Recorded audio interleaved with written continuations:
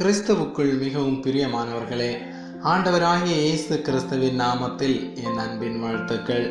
இன்றைக்கு ஆண்டவர் உங்களை பார்த்து சொல்கிறாங்க. ஏசாயா 12ஆம் அதிகாரம் 2வது வசனம்.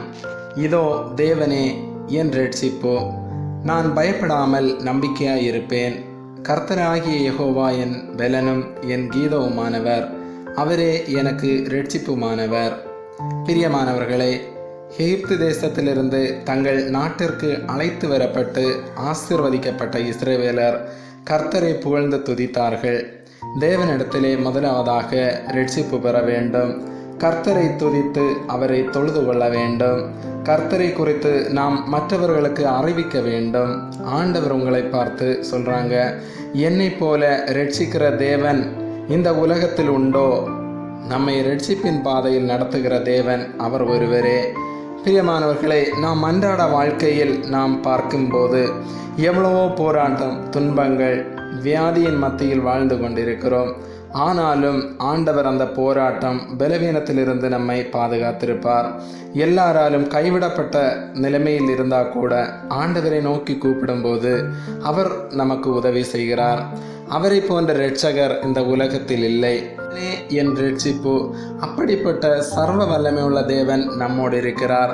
நாம் எதற்கு பயப்பட வேண்டும்? ஏனென்றால் அவர் நம்மோடே இருக்கிறார்.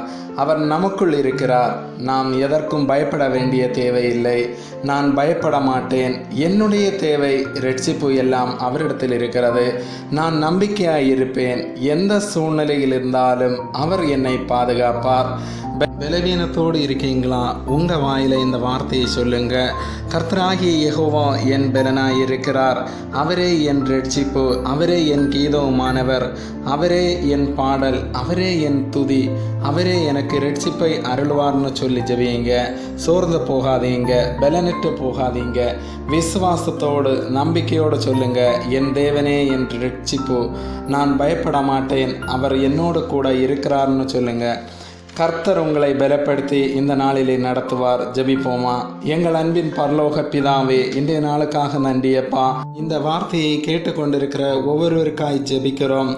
இதோ தேவனே என் இரட்சிப்பு, நான் பயப்படாமல் நம்பிக்கையாய் இருப்பேன். உம்மை போல இரட்சகர் இந்த உலகத்தில் வேறு ஒருவரும் இல்லை. ஆண்டவரே, எப்படிப்பட்ட சூழ்நிலைகள், போராட்டங்கள் வந்தாலும் ஆண்டவரே உம்முடைய கரம் என்னை இரட்சிக்கும்.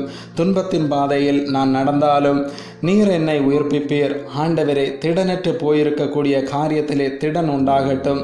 நாங்கள் ஆராதிக்கிற தேவன், உம்மை போல இரட்சிக்கும் தேவன் யாரும் இல்லையப்பா.